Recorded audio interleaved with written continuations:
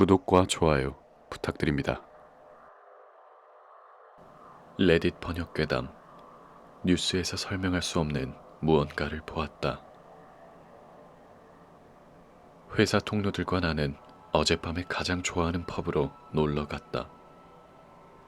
세련된 곳은 아니었지만 저렴한 맥주에 운전을 해도 되지 않을 만큼 집에서 가까운 곳이었다. 밤은 별다른 일 없이 시작됐고 우리 넷은 모퉁이의 작은 테이블에 둘러앉아 가게 이야기나 상사를 욕하곤 했다.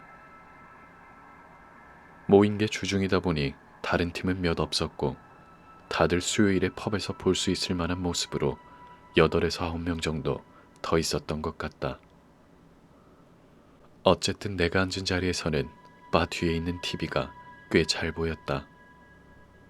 바텐더인 제시가 지역 뉴스 채널을 지나쳐 느릿하게 채널을 넘기고 있었고 잠깐 동안이지만 오렌지색과 빨간색이 화면에 비치면서 어디선가 불이 났다는 게 보이더니 제시가 다른 채널로 돌려 이내 사라졌다. 하지만 잠깐 보였던 화면에는 이상하리 많지 익숙한 곳이었던 것 같았다. 저기 제시, 방금 채널로 다시 돌려줄래요? 그녀에게 부탁했다. 다시 뉴스 채널로 돌아오자 난 곧바로 화면 속 건물이 어디인지 알아챘다. 그곳은 내가 살고 있는 건물이었고 붉게 불타고 있었다. 뭐야, 내 아파트잖아. 텔레비전을 향한 내 시선을 따라 몇 사람들이 볼 만큼 크게 얘기했다. 바에 있던 사람들은 조용해져 다들 이제 화면을 주시하기 시작했다. 화면은 건물 바깥에서 와이드샷으로 보여주고 있었다. 관리사무소, 세탁소, 편의점 등 1층의 상가들이 보이는 걸 보아 카메라는 북쪽이나 블럭 끝에 설치된 것 같았다. 왼쪽 모퉁이의 꼭대기층이 불타고 있었는데 어떻게 봐서도 큰 불은 아니었지만 꼭대기 4층은 이미 불길에 휩싸인 것처럼 보였다. 세상에, 맙소사. 내 동료 한 명이 말했다. 테이블 위로 언짢게 동의하며 중얼거림을 주고받고 있었다. 나는 그 녀석들에게 뭐라고 할 생각이 없었고 이런 상황에선 뭐라고 말해야 좋을지도 몰랐다. 그저 나도 그런 대로 곤란해하며 중얼거림에 동의했다. 고맙게도 내 아파트는 중간층이었고 빌딩의 서쪽이었다. 나는 행운이 있길 빌며 내 물건들이 무사하길 바랐다. 카메라가 리포터 장면으로 돌아갔다. 약간 먼 곳에 서서 배경에 있는 상점들을 보아하니 그는 빌딩의 북서쪽 모퉁이 쪽을 가로지른 길에 있다는 걸 알아챘다. 소방관들이 현장에 곧 도착할 것으로 보입니다. 라며. 그리고 바라건대 그들이 이 끔찍한 아수라장이 더 멀리 퍼지지 않도록 막아주기를 바랍니다.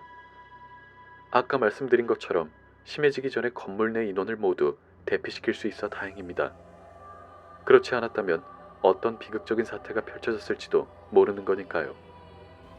저건 좀 호들갑인 것 같은데? 다른 동료의 농담에 나도 피식 웃었다. 상황을 전부 고려해봤지만 그때는 별로 그리 나쁘지 않아 보였다. 그런데 바로 얼마 후 잠시만요. TV 속 리포터가 말했다. 새로운 정보가 들어왔습니다. 저건 잠시만 기다려주십시오. 카메라를 조정하겠습니다. 아까는 고정됐던 카메라가 돌아가기 시작했고 서쪽에서 반쯤 떨어진 건물 쪽 앵글로 초점이 맞춰졌다. 건물 속의 모든 불빛이 하나만 빼고 꺼졌다. 뭔가 이상하게 느껴져서 나는 아래층부터 창문을 세기 시작했다. 위로 5층, 옆으로 2층. 내 집이었다. 나는 분명히 불을 껐다고 맹세할 수 있었다. 그것이 처음 든 생각이었고 이내 알았다. 사람이 내 방 창문에 서 있었다. 카메라는 너무 멀리 잡아 어떤 형체인지 알아볼 수 없었는데 그것은 분명히 남자처럼 보였고 확실히 내 집 안에 서 있었다. 난 카메라가 더 가까이 화면을 잡는 걸 보며 완전히 겁에 질렸는데 리포터는 활활 타는 불길 속에 버림받은 가련한 영혼이 아직 저 안에 어쩌고 하면서 쓸데없는 얘기들을 늘어놓았다. 형상이 더 가까워지자 더 자세히 알아볼 수 있게 되었다. 그 사람은 춤을 추고 있었다. 뭐라고 묘사해야 좋을지 모르겠지만 그는 많이 움직였고 기이하게 리듬을 타는 것처럼 보였다. 공중으로 팔도 흔들기 시작하고 앞으로 뒤로, 앞으로 뒤로, 또 옆으로 뻗어 위아래로 흔들었다. 그리고는 양주먹으로 창을 마구 쳐댔다. 그리고 나서 머리 위로 팔을 흔들고 앞뒤로 흔들고 하는 동작마다 정확히 같은 템포로 움직였다. 그는 위아래로 뛰어오르기 시작했고 머리 위로 팔을 흔들었다. 마치 멀리 있는 누군가의 시선을 끌기 위한 것처럼 보였다. 정확히 같은 리듬을 타며 계속해서 팔을 흔들었다. 망할, 저게 뭐지? 내가 갈라진 목소리로 말했다. 그리고 카메라가 화면을 더 가까이 잡았고 그 사람이 어떤 모습인지 마침내 알아볼 수 있게 되었다. 그것은 거의 정확하게 나처럼 보였다. 지금 내가 입고 있는 옷, 아까 이곳에 오기 전 아파트에서 바꿔 입고 나온 옷과 정확히 같은 옷을 입고 있었다. 그것의 얼굴도 거의 나와 같았다. 하지만 눈은 달랐다. 그것의 눈은 보통 사람이라기엔 너무나 컸다. 또 얼굴은 익살스럽게 공포 어린 표정이었다. 뭐라고 해야 좋을지 모르겠지만 누군가가 농담으로 겁에 질린 척 연기하는 표정의 눈을 상상해보면 그것의 눈과 비슷하다. 상황만 그렇지 않았다면 웃겼을 것이다. 그치만 그건 그저 무서웠다. 바에 있는 사람들은 이제 아무도 말을 꺼내지 않았고 모두가 TV에 눈을 고정했다. 그것은 여전히 너울너울 춤을 추고 흔들거리고 있었고 원을 그리며 점프하거나 창문을 손으로 두드리기도 했다. 나는 리포터가 소방관들이 빌딩 안으로 들어가 내 층으로 향하고 있다는 것도 귀에 들어오지 않았다. 나는 그냥 무슨 일이 일어나는지 이해를 할 수가 없었다. 그곳에 들어가지 말았으면 하고 바라는 것이 내가 할 수 있는 전부였다. 나는 얼어붙은 채로 화면을 바라봤다.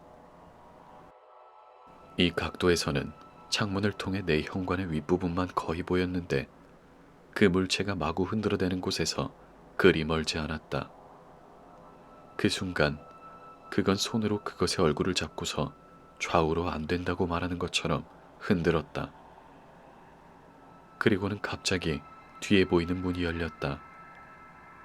아마 소방관들이 내 집에 들어간 것 같았다. 동시에 그 물체는 움직이기를 멈췄다.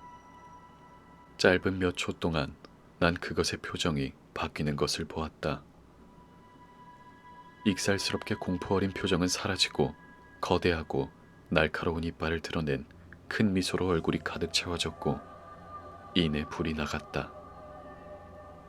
우리는 모두 그곳에 앉아 이제는 어두워진 창문을 카메라가 천천히 줌아웃하는 걸 바라보았다. 모두 아무 말도 하지 않고 조용히 계산서를 지불하고는 가게를 나왔다. 나는 곧바로 내 동네를 지나 누나가 있는 곳에 가서 같이 있어도 될까 하고 부탁했고 누나에게는 그냥 집에 불이 났다고만 말했다. 그날 밤이 지나고 뉴스 온라인에서 영상이 남았나 찾아보니 마지막 부분은 편집된 것 같았다. 이것이 대체 무엇이었는지 모르겠지만 나는 정말로 소방관들이 그 불을 진화하지 않았기를 바란다. 그 망할 장소가 전부 불에 타도록 내버려뒀으면 하는 바람이다.